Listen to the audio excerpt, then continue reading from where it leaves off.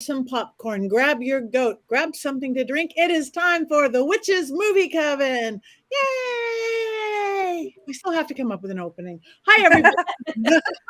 Thank you for turning in. I am Patti Negri. We are witches. This is the Witches Movie Coven, where every Wednesday at this time of day or evening, we talk about witches and witches in movie.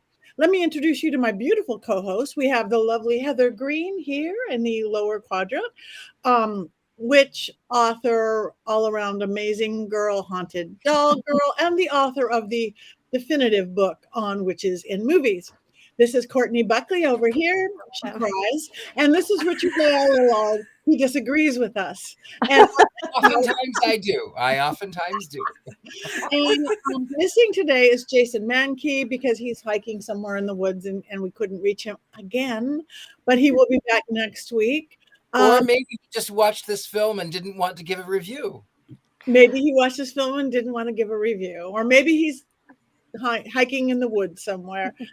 So you guys, we are watching you in the chat room. We want your opinions. We want your thoughts. We want your comments and everything. We just are so excited that this is live. So this week's movie is The Last Keepers. I had never seen it before. I was not expecting a lot. I'm not going to give it away yet, but Heather, do you want to tell us a little bit about the facts upon this movie? Well, I gave you a little context. First of all, it's got some really great actors in it. But, you know, it is kind of a movie that is overlooked. And I'm not going to let Richard-Lael comment on that. Right at the moment, anyway. It's a movie that's often overlooked. And when I started working on my book and I found it, I said, wow,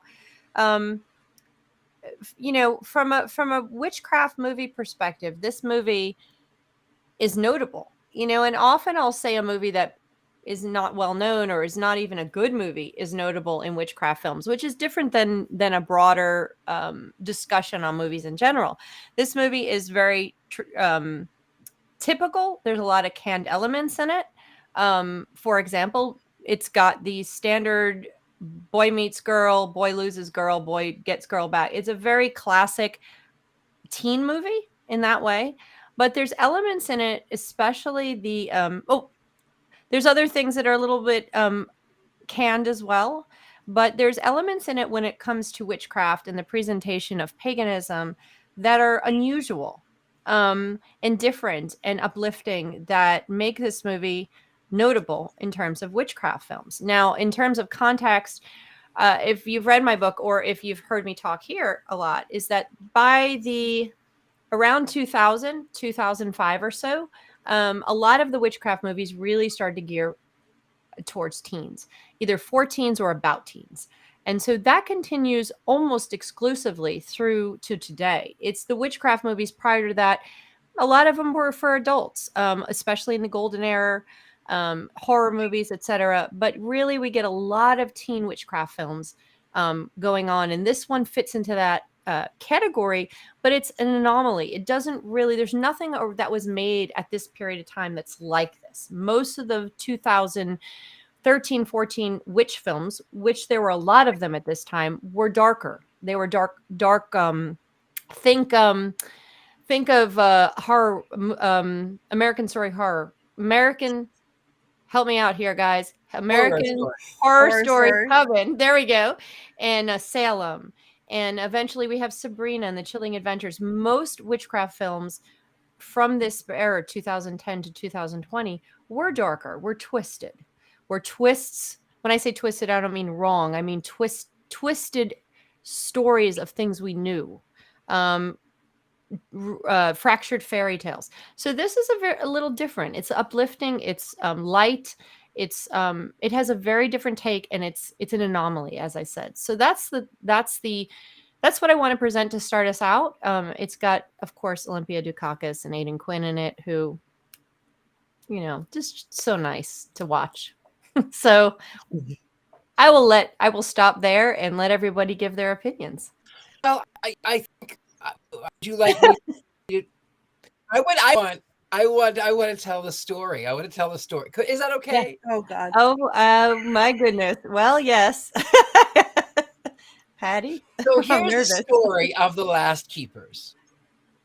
a young woman who is going through her changes that naturally occurs. She comes from an artistic family with secrets. She falls in love with a boy at school. And then, of course, she discovers that she hates her family. So she puts on lipstick. And then she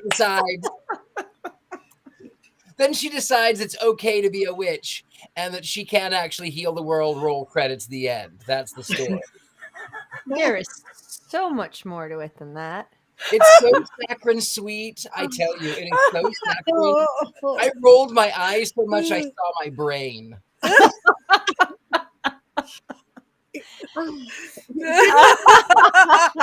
it is. Oh my god! It is not. It is very much a so it's kind of like there's a movie called Teen Witch from 1988 that's very much steeped in the satanic era. We can probably talk about that at some point. It's canned. I mean, you really have you could write out the scenes. This is not something the story itself is not new. I felt like I was watching Hallmark, the Hallmark channel on Christmas. It's not that bad. No, it's Yes. no, Hold it's on. not that. No. I have to step in here. No. That is exactly what I thought. But I love Hallmark movies at Christmas. Me too. Me too. And I don't like Hallmark movies, and I don't think this one. I think this one is better than a Hallmark movie. I think this one is so much better than a Hallmark, but I have an understanding and love for Hallmark movies. But this one, even the can part was a can I like. You know, it's a good can of soup, a good can of movie. Even if you know what's going to happen, it was. I mean, in this crazy world and everything that we watch, to have something feel really good. Yes, it had the coming of age. Yes, it has the girl with her boy, but it was amazing. And I thought it's one of the best in portraying witchcraft and the family in like kind of subtle ways in some of it and not subtle in others. And their typical teen boys. It just made my heart smile from beginning to end, except the little part when they showed all the things that were happening in the world, like the polar bears melting and stuff, bawled my eyes out. That was really hard, but that was important because you had to see this girl has to have this baby and save the world. I had never seen it. I was not expecting a lot. These are some of my favorite people. I love Aiden Quinn. I love Olympia Dukakis. I love Virginia Madsen. Yeah. I thought all the kids did really great, whoever they were. And I got involved with it from the very first second. And it was however long a movie it was, hour, 2 hours of happy, of joy, of entertainment. What's to not love? Well, this is what I don't understand. She's being haunted by the 8-year-old ghost of Betty White. Wait, why? I wrote down the second note I wrote down on my notepad. Literally, the first one was the second the movie started. I wrote down, "Oh God, oh good, my favorite scene," because you guys know how much I love the Salem witch trial burnings, right?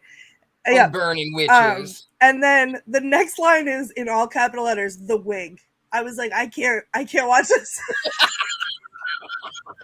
Just the wig. And every time that wig made an appearance, I was like, "No, I'm completely out of this. I can't."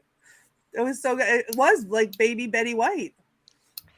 Yeah, she was a special child. She had to stand out with a really bad wig. It was a really bad wig. A really bad wig and a polyester dress for $16.92.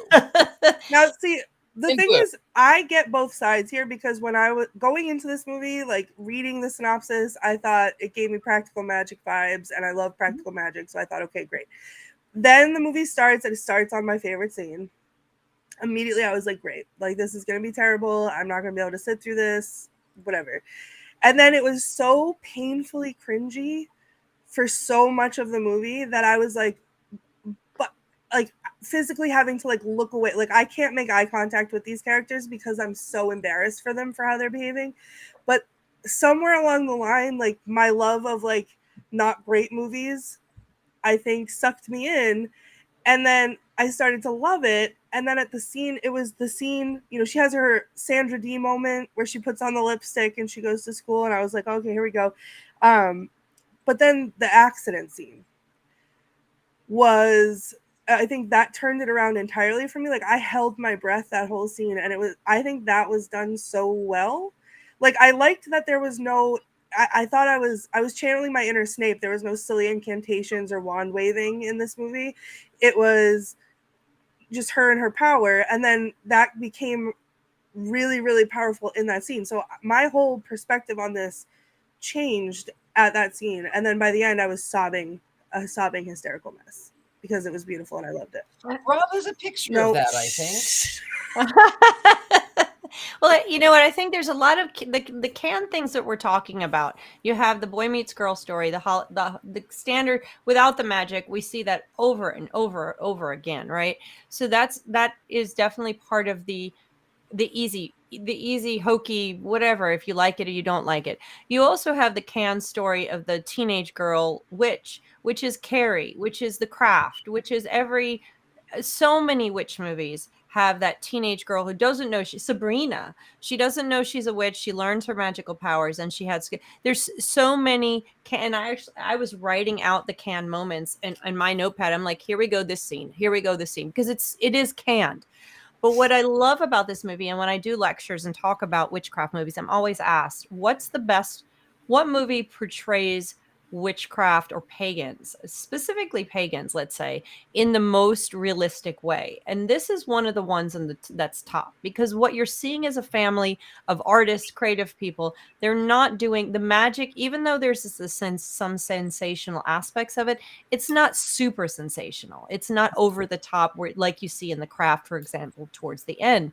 You also don't see, you have a movie that is positive about paganism, specifically as it's linked to nature worship, which is not something usual you see. Most witchcraft movies talk about witchcraft and the magic. They focus on that. They don't, or you get satanic stuff, or you get whatever. You don't often get it linked like this to nature-based practice, to family-based practice. Even practical magic didn't go this far, so the focus is more on the spiritual and the connection to nature than it is on the magic itself.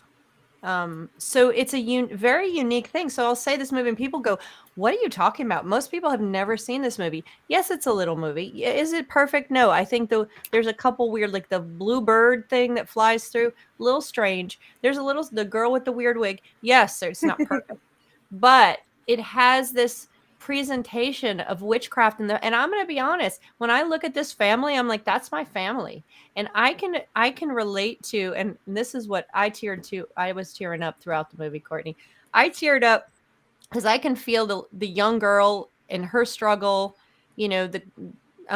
what she's going through at her life. But then I can also, and I have a daughter that's her age, so I also can see that human struggle that they have raising the daughter. And I have a family of artists, so I'm like, that's my family.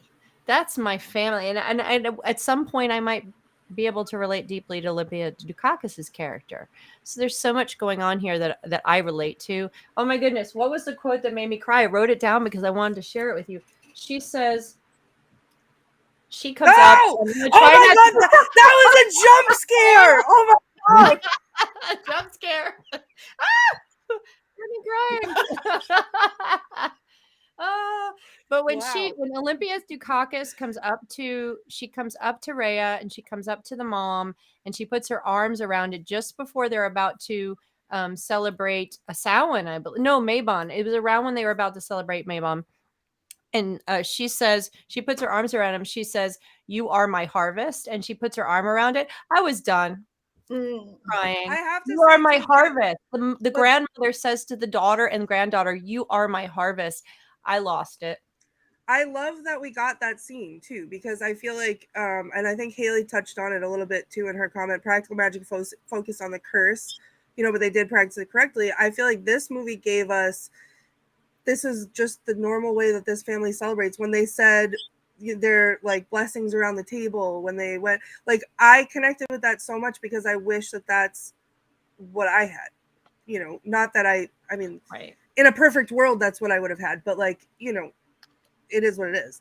But it was so cool to see that as like a normal practice in their life, and not it being like the thing that you, the solution to the problem or whatever else. It was just like, here's how this family, what this family does at 6 o'clock at night. And I just thought that was really, really cool. Mm-hmm. Yeah. I found the human aspect too, even though it's no secret I didn't like the film. There was a human aspect that I, as an outsider myself, I completely get it. I was teased in high school. I was. It's just a nature of the beast. And then also the family had generational trauma. They would hide during Samhain. They would hide so that, because the outsiders would bring trouble and harassment and pain and death, and they just sort of kept themselves. They just don't look at me. I'll do what I do. Just don't look at me. And so I understand that aspect as well. And that's a hallmark, not to use it in the way we were just using it, but that's a hallmark of witchcraft, witchcraft movies, witchcraft teen movies. Think of Carrie, think of Teen Witch. It's always, and all of the spin-offs of Carrie, it's always this, they always start the scene, they always start a high school scene with the outsider girl. For some reason, she's something about her that's different. In this case, she was wearing a dress made of trash. Recycled plastic bags, which I thought was brilliant. I mean, it was a very she's all that scenario. Yeah. And I would like to say something, and everybody screen record this, because I will never say it again, and I'll lie under oath. This movie made me feel like I wanted to fall in love, and then I came to my senses afterwards, and I realized that was not a good choice for me. But in the moment, I thought how romantic it was, and it like gave my little heart flutters, as it reminded me of what it felt like to be 16, 17 and have a crush on a boy at school or a girl at school or whoever. But like for a hot second there, I was like, oh, like maybe I could do that. No, then I came to my senses. But it made me, we always say a good movie makes you feel something. Not only did this one make me cry, it made me feel, my heart feel things. I didn't like that part. Coming to your senses isn't always the right thing to do, Courtney. That's good advice. Coming to your senses is often not right. We need that on a t-shirt. That's a good Coming one. to your senses is not always good advice. I love that, Patti. And when you mentioned it, Heather, that they were artists, because look at all the witches we know, and we all know witches. We're all artists. Not saying we can't be the banker or the whatever, the day job thing, but we're all very different. We're a different clan that goes into this. Yeah. And I love how they portrayed that, the gallery and everything. Yeah. I think, I'm a Pisces moon, and for anyone that knows astrology knows that I get suckered into anything that's going to be romantic. I'm a diehard, so you know. I am secretly, I like the Hallmark. I live my life. I watch those stupid Christmas movies in the middle of July. One of my favorite ones, she falls in love with a ghost, but I do that under the cover of darkness while I wear black and I don't leave my house. Well, I think this was a really, I really still believe that this is one of the best portrayals of witches and pagans, because it is positive. They aren't doing sensational stuff, and it does show a family. It's just a family doing their stuff, and it could be anybody, and they do these things.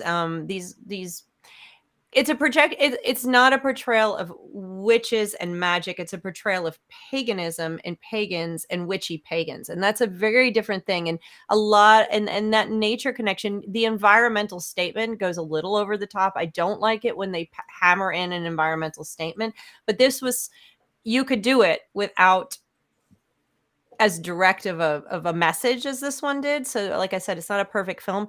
But it was a trend through the 2000s into 2015 to think of Happy Feet and Avatar and all these movies really having this environmental theme. But I liked how they chose this environmental theme and added the paganism to it as a natural as a natural thing. Another different thing about this one in witch movies, which I'll bring up here because we can talk about. Which movie? I'm sorry.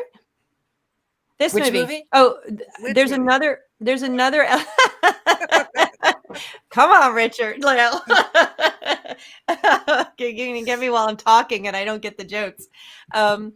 Anyway, so the other good thing about this movie that's interesting is that usually you have the prophecy of the one. This is not something you typically see in coming of age stories with girls. You don't see it in Carrie or Teen Witch. Those teen witches are usually independent single stories, you know. Most of the time when you have prophecies of the one that's going to save the planet, that's that level, it's usually a male witch or a male wizard. So that's an interesting little twist here. They pulled a little Harry Potter on us here.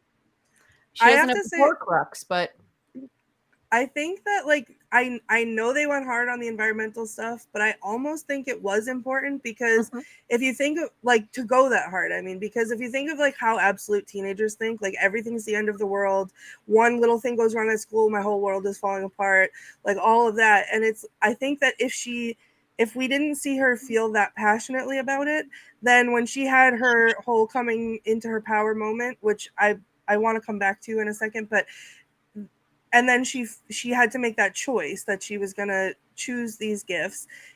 She chose it. She said, I want to help. And I think if she didn't feel that passionately about it, with it being like hammered in our faces to show that, like, then she wouldn't have had enough motivation to choose that. But I don't know. But if I can, like, step back for a second, I know I talked about a little bit the accident scene. I love how that was silent and she was almost like in shock and just like automatically knew what to do. And we all know I'm a sucker for coming into your power moment, but this one felt different in a good way. It was, instead of her coming into her power, it was like she in that moment was making that choice. And so it was different than like her growing into it. It was her choosing to accept this within herself. And I think that that's one of the most powerful things that we can do as humans and as witches, is like, accept this within ourselves and then watch it blossom. So I thought that was really well done and done differently than how I've connected with those scenes in other movies that we watched. Yeah. And I agree wholeheartedly. I love that scene. And I didn't mind that they hit over the head with the environmental thing, because I just kind of think we need it. And you can't really hit hard enough because of stuff that's still going on this planet 10 years later. Hit, even if I have to cry and close my eyes when they show a polar bear with no ice, let me do that, because somebody's got to hear it. So I don't mind putting that message into this at all. Well, it definitely linked really nicely to the paganism aspect of it, because that's it gave a positive spin on this nature religion that exists that a lot of people demonize, or they spray witch in red paint across your dad's store. Mm-hmm. I really thought she was going to have that moment with the goat, though. Like, I knew that moment was coming with the healing, but I thought it was going to be with the goat on the truck hood. Oh, on the hood of the car. Yeah. Black Phillip did not like that moment. He was very upset about I blocked his eyes. Okay. I can't watch that part. It was very rough. Me too. I can't look at it. No, thank you. But so, this is a modern version of these teen movies that have been going on since the 70s. It's a modern spin. You go from, think about Carrie. We done Carrie. I'm not sure if we talked about Carrie or not, but we did do Carrie. So you have Carrie, where you have this troubled teen, different, who has a troubled childhood, different religion, who wants different religion, different religion, and but she has this troubled childhood trying to fit in. I mean, it's very canned, and you have that from the 70s, that horror that was very popular in the 70s. You have Teen Witch, if anyone hasn't seen it, or Midnight Offerings, much more about the magic itself, amulets. Midnight Offerings, there's actually chanting and various things that are very 70s in it. Teen Witch is all about the amulet, trying to fit in, the story of coming of age and coming to your power. She actually has to give up her power in order to continue to be a good person. Very Satanic Panic, very, very 80s. Of course, we have The Craft. You have a number of films then. And then you continue on. Here is the 13 or 14 version of it, where we've gone past, as a community of pagans and witches, we've become more accepted. Not only just witchcraft itself has become popular, not just tarot, but just paganism as a spirituality and a religion as a positive light in the world. And so you see that in this movie. That is one of the reasons I like this movie. And I bawl my eyes out when the two parents come together and they're like, we don't want to fight anymore. What are we going to do about this crazy teenager? I'm like, oh my goodness, that's my life. Well, looking at the comments here, Haley just said, who wouldn't want a partner that supports these beliefs? That struck me as awesome. Not many people have this type of relationship. That's huge. Like, where the dad is not magical, but is participating in these rituals, is just fully, there's no question. Like, the gifts, there's no, like, they talk openly about everything, and it's just accepted. And I think that is beautiful. And I think that is something that we don't see a lot, because usually it's a secret and we're hiding and we're not, we're behind closed doors. And I thought that was really cool. Yeah, and we have to give Aiden Quinn a nods up here, a wands up for doing that in 2 different movies. He was supportive in Practical Magic of Witches then, and he's supportive in The Last Keepers. Aiden Quinn, the best witch dad. Yeah, he's accidentally fell in love with. And on our friend Brandy that we love. Brandy is a pagan. She is earth-based, and she is married to someone who was from a completely different religion, and they have such a beautiful, understanding, wonderful relationship. And Ron he's so good with their kids, it's beautiful. It is, but it was not. I mean, my family was more Carrie than it was. That it was The Last Keeper. So I don't have that aspect to sort of. I don't have that. I don't think a lot of people have the Last Keepers experience, or I think that's rare. And I grew up in a secular household. My dad is an artist, but my family is Jewish. But it was a progressive, but it wasn't like The Last Keepers. I want my house to be like The Last Keepers. I would love to have that. I hope that I can facilitate that for my children, that kind of experience. But I think it's very, very rare, Richard-Lael. I don't know. I can't imagine growing up like that either. It would be fantastic. I would say so. I mean, again, my parents were great, but they were very strict religious, and Halloween was of the devil, and it was the height of the Satanic Panic in the 80s in the Midwest. So I don't know. I guess I have that disconnect. Mm-hmm. I love all these stories in the comments of. I do too. With all these supportive partners. I love that for everyone. Not me though. Oh, stop it. Stop it. Oh, I'm going to get you. Yeah, that's okay, Courtney. I'll be your partner. Oh, Richard-Lael, I have you right here with me. You do have the pillow there. You have him there all the time. Oh, there it goes. I just threw it down. Did it hurt? Did he hurt? Did he land on his bum? He landed on something.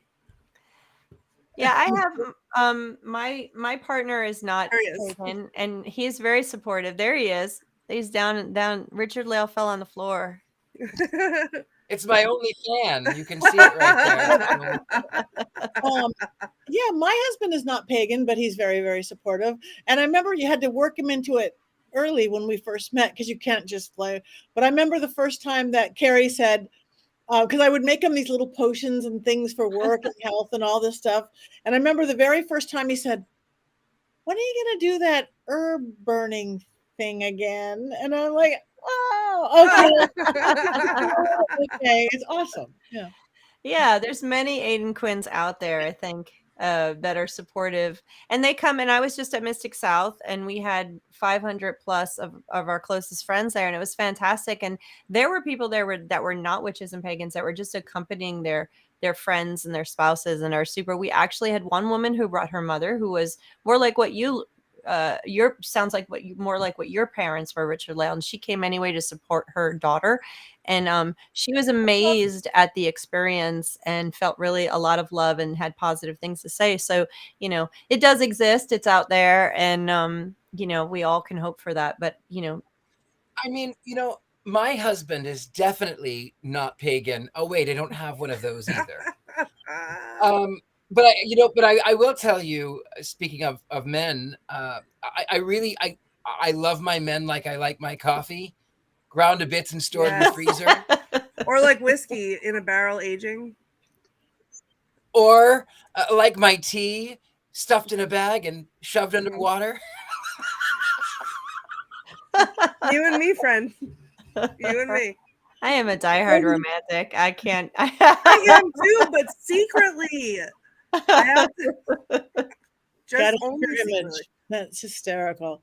I introduced my husband to Robert the Doll, and he told me what Ozzy Osbourne said, burn it. And I had to tell him, sorry, I had to read this one, Haley. I introduced my husband to Robert the Doll, and he told me that what Ozzy Osbourne said, burn it. I had to tell him to suck those words right back into his throat and say a prayer.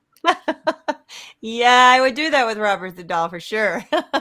Take those words back.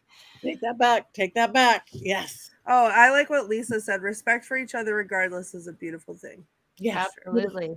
That's true. And my parents came from different worlds. My dad grew up on the West Coast in California, and he was raised Catholic. Eventually leaving that and becoming an atheist, marrying my mother, who was raised as in a conservative Jewish family on the East Coast.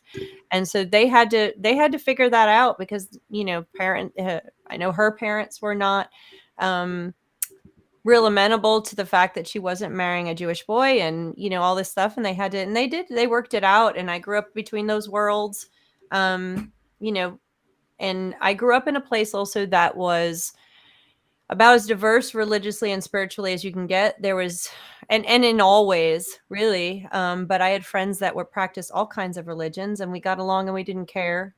And we learned that way. And so it is a beautiful thing. It is a very beautiful thing. When in this movie, we have Aiden Quinn doing it for a second time, which, I'm like, I'm never going to complain about that because never, ever. He does it well. He does it very well with his little earring in this one. I liked it. I saw it too. Wait, I don't remember the earring. Is it in which side? Oh wait, that's I think he has one in both sides. I remember. Does he have it in both? I don't remember. I don't know. I don't know either. I can't see. It's too little. In the 80s, it was a symbol if you were heterosexual or homosexual to wear one on. I don't remember now. I remember it was left. I think it was left ear was you were heterosexual and right ear was homosexual. I think that's what it was. It was his left ear. He had it in his left ear only in the movie. Okay, there you go. Well, that was a thing, Richard-Lael. I remember that. Mm-hmm. Yeah. I don't know. And I gathered I knew he didn't have the powers like the women, but I thought of him as a pagan because he had participated in things. They had the family stuff. He wasn't the magic powers, but I thought to me, it felt like he was a total believer in what they did and who they were by conversations and stuff. Mm-hmm. Mm-hmm. Yeah. I mean, I think that no matter, but I feel like in the trope of the movie, you have the women and this is their whole generational thing and whatever else. So he's very clearly the outsider, but he fits right in, which is something that feels different. However it is that he does fit in, at least he's doing it and he's doing it well. And when he could not chop the wood with the axe, I was screaming please. He was so angry and upset at that point. You have to give him that. You got to give him everything. He couldn't grow plants. But he stood around and he did his shtick. It's all good. And he sat at the gallery with all the paintings. So, but the plants part, he was so excited for his daughter, when she grew the plants that he couldn't wait to tell his wife about it. Oh my God, I think I figured out where to gift it. That's so cool that we don't get to see that in many movies that that outside person is and even the boyfriend, the high school boyfriend, saw her powers and didn't freak out and thought it was awesome. And you know why he didn't freak out because he was known as the weird kid. He was friends with Right. The nerd. the stereotypical Yeah. nerd. He was, which in high school vernacular, one does. If you're friends with a nerd, you Yeah. are the nerd. Yeah, but Yep. he was awfully pretty to be the weird kid. He was pretty. He was He pretty to be a weird. Usually, you can, even if you know somebody weird, if you're that pretty in high school. You're not the weird Well, kid. If you you're know, pretty. he's I know. a stand-in for the classic like cool kid with the big heart. Like a lot of these movies have like the group of cool kids, and there's always one that has a big heart, and they're the one who changes and falls in love with the weird girl. You know, that's the typical. It's like what's his the actor with the curly blonde hair in Carrie, who's nice to Carrie. It's like the cool kid that is actually nice, that just hangs out because he plays on the football team, but he's actually good. So this is the stand-in for that, but he's actually weird. They don't like him either. So Yeah. I mean, I was a nerd. Me too. I was. Me too. Believe Me it or too. not, I was a nerd. Still am. Loud and proud. I was. The funny thing, though, is that I was convincing as an actor, and I told everyone that I was 315 years old, and that I was a vampire, and that I just flew in from Transylvania, and my arms were tired. That part. It's that part. I would have like if your arms are tired. That's like you just one last little detail is gonna sell it. Right? Just that one Exactly. But people believed it. But the problem was that I attended a high school that was very sports centered, and I was the odd theater kid who told people he was a 315-year-old vampire. And then because of me at the nerd table, there was someone who would dress up in Star Trek uniforms every day, and there was a pagan, and there was a werecat, and there was the classic witch. I mean, we were the weird kids, but everyone knew us. The high school did not like me in particular for that very reason. He said that I was a leader, and they needed to make an example. Like that. Like that. Whoa. Someone's got a call. Yeah, I was also in that group. I was a theater kid, but I was voted most likely to be a poet, and people generally left me alone. I didn't get a lot of the bullying that you see in these movies at all. The people generally just kind of, I did my thing, I did my theater, and got left alone for the most part, fortunately. I had the she's all that moment, guys. It was, I know you may not believe it now because I look like I just rolled out of bed. But Beautiful. You always look beautiful, Courtney. Thank you. But I went to one school system from like first grade into my junior year of high school. And I was very much a tomboy when I was little, and I was rough and tough, and I liked rolling around in the dirt and doing all the things. And then as I came into, teenage years, I wanted to be more girly. I felt more girly, but trying to express that in front of these people that only knew me from when I was 6 and rolled around in dirt wasn't working.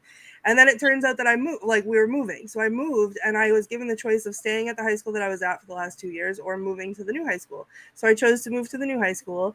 And I remember waking up 2 hours early my first day of school, and I had long hair, and I flat ironed it because it was the early 2000s. It was stick straight. I had dark black eyeliner on. I got like little shirt with the little tie. My jeans didn't even have a zipper on it. They were little ties. I was like, it was the best. I looked in the mirror. I thought, this is the best thing that I've ever done. And I walked into school, and it was like, who's the new girl? And I was like, yeah, that's me.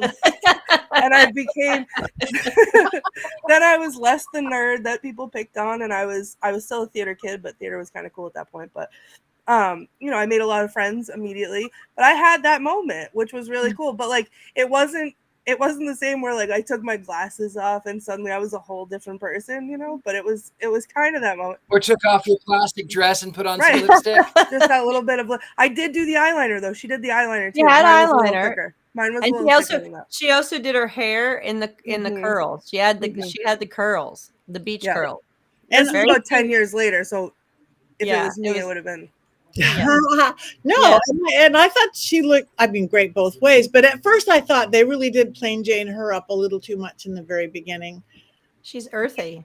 Yeah. Well, you gotta have that. You gotta have that enough for a transition. Yeah, having enough for a transition. I was so opposite. I was so shy in high school. I wasn't part of any group, which seems weird to anybody who knows me as an adult. There isn't a shy bone in my body, but I was invisible. Wow. Yeah. Wow. In these movies, I think these movies are so fun. I mean, if you watch Midnight Offerings or some of the ones that came off of Carrie, they're very clearly made for TV, which a lot of these teen movies are. They're just made for TV for teens to watch. This one, not so much. And I think that I think it's a pretty well done mainstream movie. I wish more pagans would see it. I really do. Whether you like the campiness or the saccharine, whatever it is, I was waiting to see Richard-Lael's expression. Do that again. There you go. I think that, the key thing that so many pagans and witches look for in movies is to find themselves, to see themselves, that representation. And I really think this is one of the best ones because, the magic part of it, of her discovering, someone said earlier, it was upsetting that they didn't tell her about her magic. And that's often the case in these movies. The magic comes by accident. The magic comes, suddenly. Sabrina didn't know about her magic until it showed up. You don't always know about it. So it's pretty common, but and that's true though. I think even as a witch myself, I didn't know. I knew things. I didn't know how I knew things. I wouldn't have called myself a witch. I just thought, oh, I know things that everybody else knows. I put myself in that same basket. And so, her discovering these things about herself, in Hollywood films is allegorical for a girl's coming of age. So, you could take this film and say, oh, this is another girl's coming of age. She's discovering herself. She's becoming a woman. And yes, in Carrie's case, and the Teen Witch and all these movies that really focus on the magic, that's pretty much what they are boiled down to. But this movie does more than that. This movie has the environmental statement. It also has the world, the witchcraft world or the pagan world, which I think is what makes it different. How I feel about the prophecy part of it, adding the Harry Potter Horcrux piece into it is a little that's I think my least favorite part of this, honestly. I think I would have liked it better if she wasn't going to fulfill a prophecy in the same way. I think that's that was my least favorite poignant part of it, but I think it has a little bit more to offer than most of the teenage movies that are just about girls coming of age. And I have to say, their magic was practical magic. But it was practical. I mean, she can light candles with her, like this, and then the girl Rhea can like move things with her mind with the power of Jedi. That's tree stumps. Were you waiting for Yoda? You were waiting for Yoda, weren't you? Absolutely. Tabitha just said the end of the movie was a bit abrupt. I was left asking where the rest of it was. Me too. And I immediately looked up if there was a sequel because I really want one. And there is not. And I was disappointed and sad. And I am grateful. Well, and then here I am looking, and when she accepts her position, she says, I want to help at the end. And then she's kissing her boyfriend. My brain goes, I wonder if he's going to be, he knows, or I wonder if he's going to be the father of the savior of the planet, the Messiah, or is it going to be somebody else? But see, I would love that as a sequel. I would love for it to be the same actors, for it to skip ahead like 10 or so years and have them be married and be parents. Well, you mean like now? Right. Yeah, I want a today sequel. And have it be like them raising their baby or the baby being born or whatever, and like waiting to see what the baby's gonna do. And the twist is that he turns out to be Damien. Maybe I'll take the twist. That's fine. No. That the little girl with the bad wig is supposedly the vision of the Messiah girl. So So there's that. So then we'll get another terrible wig, and I will eat my popcorn and cry and wish for love, and then cancel my wish before I accidentally manifest it. And we could also, No! we as witches can actually summon Betty White to play that role. I mean, you know, we'll just say Betty White. God. Baby Betty White. Yes. For a minute, I thought the kids seemed too grown up for their age, just mature and stuff. But then I thought back, and they're really not. We thought we were that grown up, and we talked that grown up, and all those things. So I took that back. Yeah, I think the young men in the Covenant seemed a little bit. They were too old for the high school age. I love that movie. No, the Covenant. I didn't mind that movie, right? In this movie, I will say that the high school age, they may have been a little older than high school, but it was still, they were believable that they were in high school. I went, okay, I don't mind it. You didn't mind it. Wait, that's my line. I have a quote, guys, before we wrap up. So I don't even remember the context of this, but I wrote it down with fervor, whatever the word is, because I can't think. But it was the boyfriend said to Rhea, "Are you abducting me with your magical powers?" And I was like it's the acceptance for me. It's the like making it a joke for me, that like you just imagine being a high school kid, no matter how nerdy or how much of the weird one you are, and your girlfriend moves rocks or tree stumps around in the woods. Everything's fine. We're very calm about that. And then you're just gonna, the next minute, you're just, I don't know, is it you love her so much, or you're so grateful to have a girlfriend that we're just not going to rock the boat at all, but you're just going to go into making a joke about it. It was perfect. I loved it. Perfect. I was there for it. Yeah, I wrote down a couple quotes. I'm trying to find. The hoe bag makeover was the other one. That was a good. Her friend had a couple good ones. Yeah. But she wasn't a whole bag. She could have gone to like a whole mini skirt and low cut. She didn't. No, she didn't do. I wrote down whole bag at most, not even. Right before that, right before she said that, as I was writing the Sandra D moment down on my on my paper, then she was like, "Oh, look at you and your whole bag makeover," or whatever. And I was like, "Oh, but she didn't do like the leather pants or like, you know." You know, but I have to tell you, we don't use hoe bag anymore. It's really a bad term. Now, women who do that sort of thing are now more mobile. We call them prostitutes. My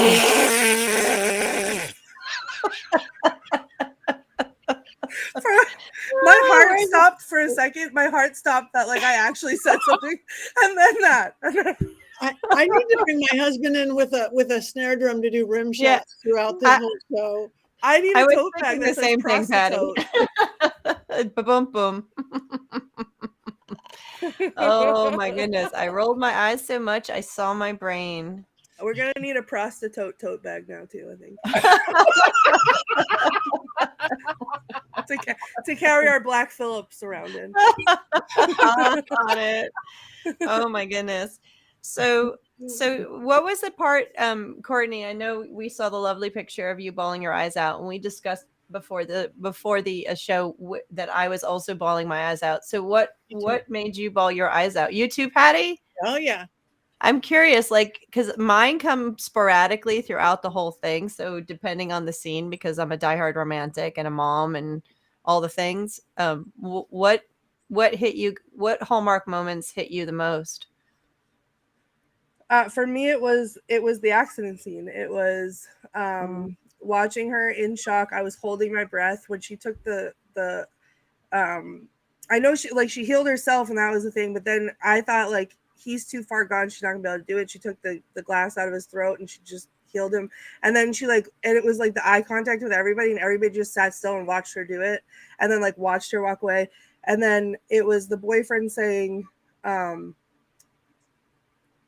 heard about the accident, or I forget if it was him saying that, or someone said, we know you healed them, or we know you helped them, or like whatever it was. And then that scene at the end, and I was just like, I went from holding my breath and like being so tense and nervous after like being so embarrassed for everyone in the beginning of the movie, and then it was just a flood of emotions came out my eyeballs, and I felt the love, and and you need love to do healing, I have love for things other than romantic partners. No, it said that was the movie. She says at the end, she goes, I felt the love. It was she now gets it. Yeah. Right. But like, that's how I practice. So this is a thing. This was I think I was really connected to this movie, especially because this is how I feel like I practice my magic, is with that energy. Like, that's the main focus of what I do for work. I don't do a lot of spells. I don't do a lot of anything else. It comes from in here, and I feel my energy, and I work my energy, and I use my energy to do things. So watching a movie about like her doing the same thing when she was with the grandmother and closed her eyes, and the grandmother said, like, if you could make a wave, how would you do it? And then the water moves, and she said, oh, haha, did the water move? And the grandmother says no. And I'm like, I could feel it, like, because I've not made water move, but like, that's how I do things, is I funnel my energy out. So it was like, I could feel it. I think that's what rocked my soul so hard during the accident scene, was I could feel that transfer of energy as she was doing that, in the same way that like I've thought about transferring my energy. So it was just like very, I don't know, it was very powerful to watch it not be wand waving or burning things or whatever else. Not that any of that is less valid, just this was more me. Okay. Well, I burn and I wand and I do everything, but it is the love, the energy that is the main ingredient in anything. I teach that in school. That is the ingredient. So that was beautiful, with or without wand waving and burns. Yeah, and please, I don't mean to say that, like, I'm not making light of that at all. Just that's not, to see someone practice the way that I practice was very validating. It's beautiful. Yeah, we didn't take it as such. So, all right. Well, before we go, everybody check in with anything you have coming up, anything you want to say, anything like that. Who wants to go first? Richard-Lael. I will be in Atlanta on the 2nd of. Oh, I can't remember. It's a debauchery ball. September. September. The 2nd of September, I'll be in Atlanta. I'll be in Youngstown, Ohio in October. And I am moving to New Orleans next week. Yay. So exciting. That is amazing. Courtney. That's me. So I am going to be streaming after this. At about 10:30, one of our favorite ghost games got an update. It's going to be terrifying. There was already crying today. Now there's going to be screaming. So if you want to watch and play along and scare me with my sound alerts, that will be on Twitch at 10:30. You can find me at The Themes on Twitch, or twitch.tv/thethemes. So that'll be a very short time from now. I also just wanted to say thank you to Lisa Morton, who I got to hang out with this weekend in Salem, and it was a great time. She had never been to Salem before, so I got to squire her about and take her around and show her Salem, and seeing it through her eyes was really, really awesome. And she's a really nice lady, so I'm really glad I got to meet her. So thank you for coming to Salem and for entrusting me for your tour guide needs. Beautiful. Thank you. That's what I got. Heather. Well, I don't have anything planned at the moment. I just got back from Mystic South. We ended on Sunday evening, so I'm still recovering. I'm getting like 12 hours of sleep a night. Hopefully I'll be back on my feet and fully recovered by next week. I am on the board, so I do help plan it. So it's long days. Wonderful, wonderful event. Lots of positive feedback we've been getting. And my Black Phillip was there, and if you look at my social medias, you'll see all the antics he was up to. He was quite the socialite there, getting pictures with tons and tons of people.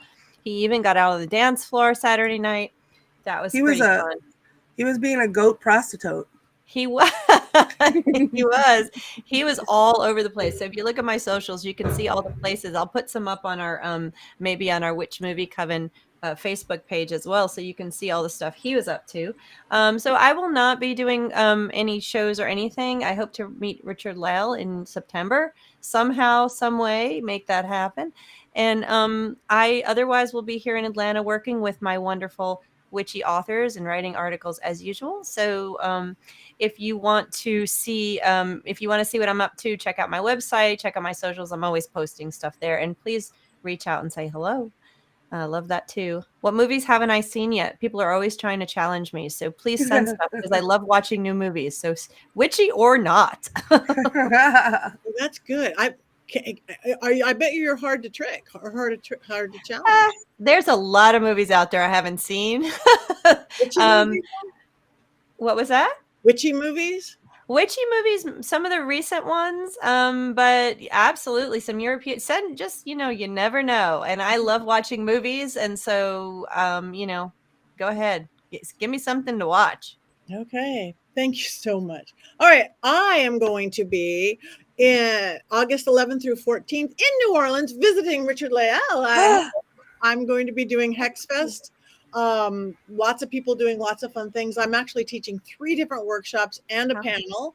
And then later in the month, I'll be at Michigan Paracon, way up in Sault Ste. Marie. Again, a really great, huge paranormal convention, one of the big ones that I love. Come September, I'm going to be doing now a witchy weekend in Albuquerque, New Mexico. My first time there, so I'm going to get lost in Albuquerque. And then I will be at Massachusetts Paracon in 28th through October 2nd and visiting Courtney, I hope. Wow. For sure. I will be stalking you outside the and then or inside. Yes, we'll stalk away. Come visit, sit with me. And then all hell breaks loose in October. I'll be in Orange County Paracon, Vulture City Paracon, doing a Ghost Hunter Girl things with Natalie from Paraflix in Texas somewhere, Endless Night Vampire Ball back in New Orleans, visiting Richard-Lael Lillard, because I love that you're moving there, because wherever you've been living, I don't visit. Wherever you're moving now, I go all the time. So it's hard to keep up with me. I can't do it. So check out my website as well, pattinegri.com. You could get to all my correct social medias from there too, because there's some weird ones out there, and all sorts of things. Like sign up for our newsletter. You guys like us and follow us. And if you like this, tell your friends, invite them, because it means the world to us that you do. And we thank you, and we thank your comments. You guys are brilliant. You're funny. We're reading them as we go, the ones that get posted and not. So, have you ever seen the new Carrie Fisher movie and the Wonder? Heather, that's for you. Yeah, no, I have not seen it yet. That one is on my list, so I will get back to you. Maybe we'll talk about it here. There's a few new ones that we need to talk about, but I have not seen that one yet. Okay, so next week we actually talked in advance. What Yay we're for us! This week, yay! Next week is American Horror Story Coven. Yes, so get ready for that. Get on your TV, get your streamers out. Where's my wand? Something very different than this week, but around the same period and more common. So very exciting. Oh, we have to do wands. That's right. Yes, we do. And I'm looking for my wand and I can't find it. So I'm going to use my broom. I'm going to use my broom. So, all right, let's go back to the last keepers. Wands up or wands down? Up, up, up. Richard-Lael's wand isn't even on the screen. It's so far down, you can't even see it. It's in the back of his head with his eyeballs. Oh, Richard-Lael, we've seen worse than this one. Come on. I like when they're bad and campy, and I love when they're in the 70s, and I love those. This was wholesome and good, and it lacked the Aristotelian sense of whatever. It was just my favorite. Can I just, for Richard-Lael, 1 second? He sent me a message and said, "You might really like it, but I do not." And I said, in response, after I started watching it, "It's so cringy and ridiculous." So you're absolutely right. I love it. Okay, so it looks like everybody is wands up except for Mary Jane and Richard-Lael. Two of my also favorite people, but Bah hum. There was somebody else said that it was. Let me go back through here and look. There was one. Robert Hicks says neutral up. Cindy says up. Wait, I think it was Haley who said it was boring and predictable. I think it was predictable. Haley gave a thumbs up. I'm looking at it right there. You try to bring people to the dark side. I can't remember who said it. Predictable doesn't mean one's down. It was predictable, and it was deliciously predictable. And on that note, we are running late. We have one more thing to do. So everybody turn up your volume from wherever in the world you are. 1, 2, 3.